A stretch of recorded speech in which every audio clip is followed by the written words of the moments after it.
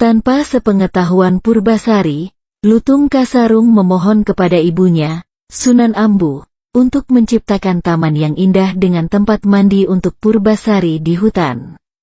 Lalu Sunan Ambu memerintahkan para dewa dan bidadari turun ke bumi untuk mewujudkan permohonan putranya.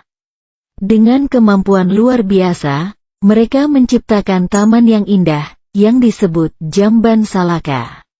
Taman ini memiliki pancuran emas murni, dinding dan lantai batu pualam, serta air telaga yang berasal dari sumber yang suci dan murni. Para dewa dan bidadari juga menyediakan pakaian indah untuk Purbasari. Pakaian ini terbuat dari awan yang lembut, dihiasi dengan batu permata dari dalam lautan. Keindahan pakaian ini tak tertandingi oleh yang lain di dunia. Ketika Purbasari melihat taman yang indah ini, dia merasa suka dan bermaksud untuk mandi, membersihkan diri. Saat ia mandi, boreh kutukan yang menempel pada wajah dan tubuhnya perlahan-lahan menghilang. Kecantikannya kembali bersinar dengan luar biasa. Lutung Kasarung, yang melihat perubahan ini, hampir tak bisa mempercayai makhluk yang di depannya, betapa cantiknya Purbasari.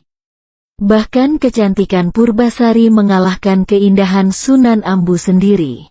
Keajaiban ini membuat Purbasari dan Lutung Kasarung sangat bahagia.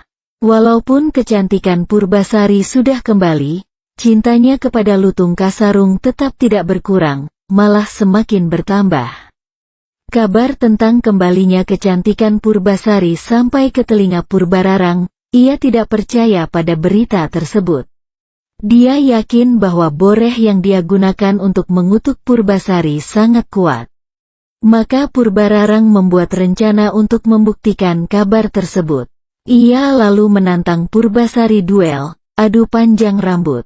Dia berkata, jika rambutku lebih panjang daripada rambut Purbasari, maka leher Purbasari akan dipenggal oleh algojo kerajaan. Purbasari menerima tantangan tersebut. Kala itu, cinta antara Purbasari dan Lutung Kasarung begitu kuat sehingga mereka memutuskan untuk menikah. Mereka berpegangan tangan dan Purbasari berkata, "Aku mencintaimu dan ingin engkau menjadi suamiku." Air mata bahagia mengalir di pipi mereka berdua. Lutung Kasarung membalas dengan menggenggam tangan Purbasari dan menghapus air mata di wajahnya. Purbararang, yang sebelumnya sangat yakin dengan kemenangannya dalam adu panjang rambut, terkejut ketika melihat bahwa rambutnya kalah panjang dari rambut Purbasari yang sepanjang tumit.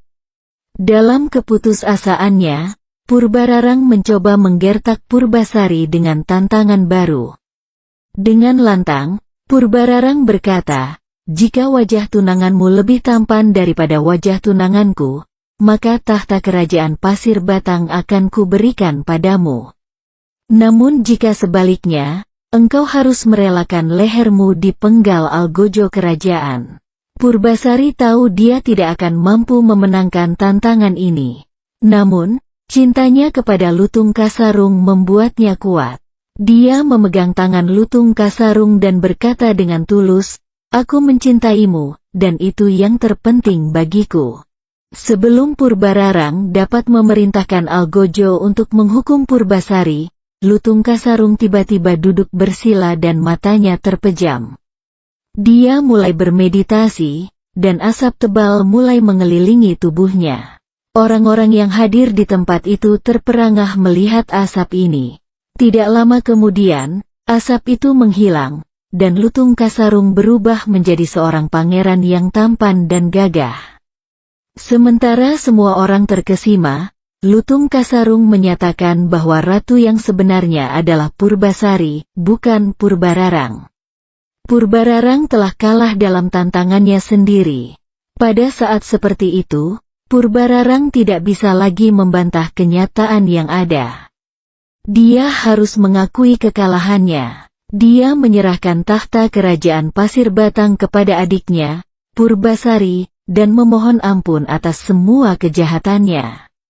Dengan hati yang baik, Purbasari memaafkan kakaknya. Sejak saat itu, Purbasari kembali menjadi ratu, dan rakyat sangat bahagia dengan kepemimpinannya yang bijaksana.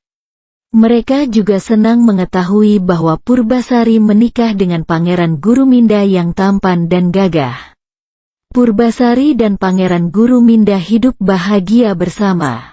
Pesan moral dari cerita ini adalah bahwa kebaikan dan kebenaran selalu akan mengalahkan kejahatan dan kesewenang-wenangan.